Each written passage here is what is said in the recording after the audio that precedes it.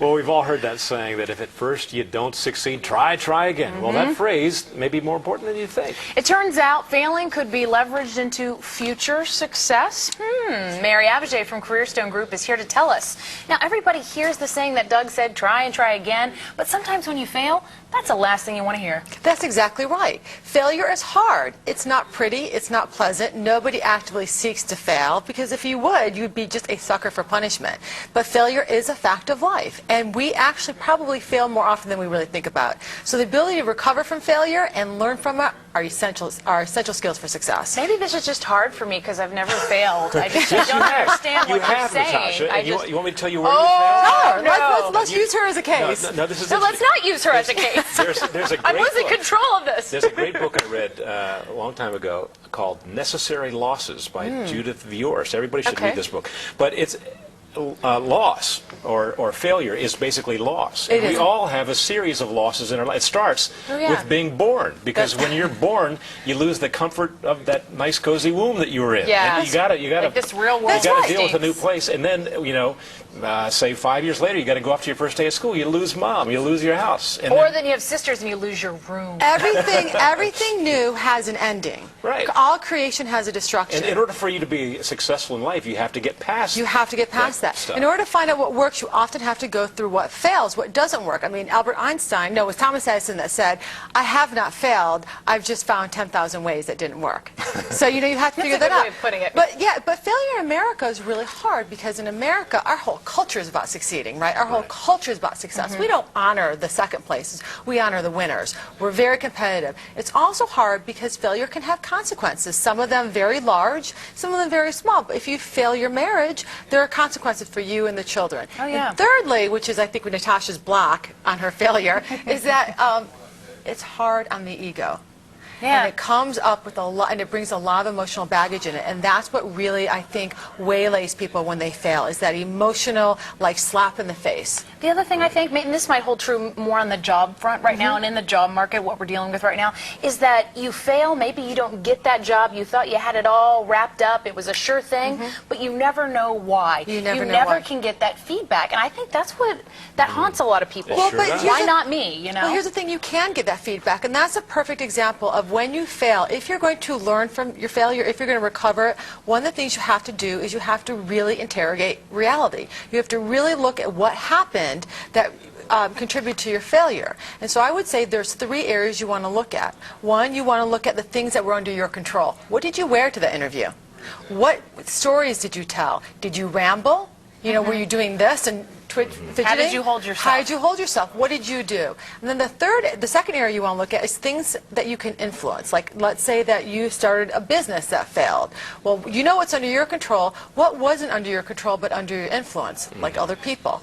And how did you contribute to that dynamic? And then thirdly, if you want to look at failure and learn from it, you have to look at those things that were out of your control but nonetheless had a factor. That's the key, I think. And that's the key. And you can't control those things, but sometimes you can plan for them. For example, let's say you start a business and it didn't work and it failed. And let's say right when you started your business, the stock market crashed, or this happened, or you have an outdoor business and you had a monsoon for 3 months. There are things that you can look at to say, what in the environment kind of contributed to it?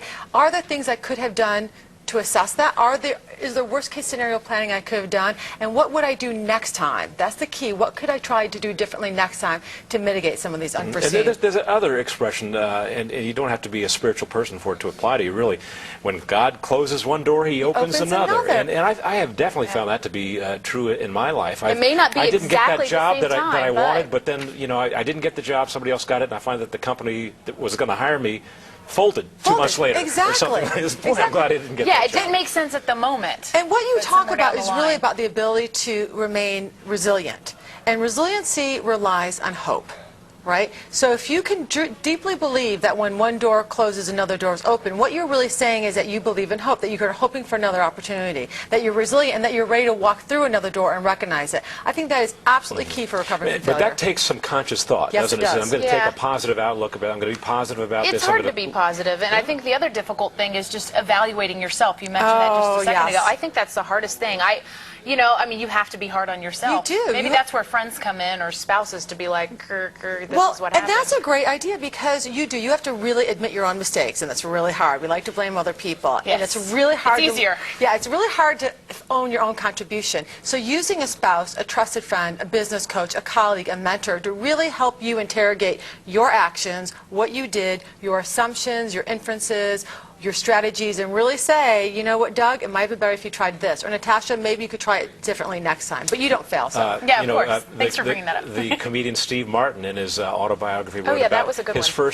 first time he had his heart broken. Yeah. And he came into work, I think it was at Knott's Berry Farm, where he was doing a stand-up act or something like that. Came in and told his boss, you know, that he had been dumped and was just heartbroken. His boss said, kid, that'll happen a lot. That's the Get used first to of it. many. Well, and the truth is, people actually, some social psychologists will say that people learn more from failure than they do from success. Because when you succeed, you're not tested. Like, you put something out there and it works great. Let's say you have a great first date, right? You take this person out somewhere, everything's great. If you infer from that all you got to do is take this date to this restaurant and follow this sequence, you haven't learned anything. You've only learned that something you did worked. And I think you appreciate it more. Oh, I think you do too. Not that I want to admit it, but there have been failures. And at the time, you go crazy and you hate it, and you know, you just pour over it and, Yep. and think about it till, you know, it's just dead and gone. But then you appreciate where you are. I mean, this do. could be for anything, especially jobs. You're like, Yeah. wow, I didn't think this would happen. And you have to, go ahead. I was just going to say, what happens in those cases where somebody can't get over, you know, that failure, and they obsess about it? Well, then they will become stuck. They'll become sort of dead in the water. They'll become risk averse. They will be stuck in their own process, and they're not going to necessarily progress. It might take them a while. If you find someone in your life who's stuck like that in a failure, who just can't get over, who just can't get out from under the emotional impact or that feeling of failure, you have to help them reframe the failure.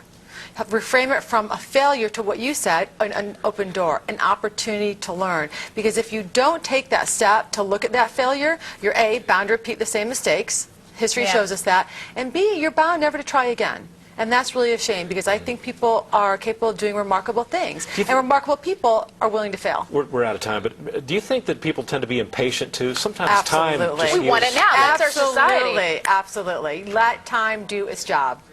So be positive. Just don't be overly positive. I don't like those crazy optimists. You don't want the Pollyannas? I don't like the Pollyannas. But you're good. You're good. Thank you. Mary, thanks for coming back on.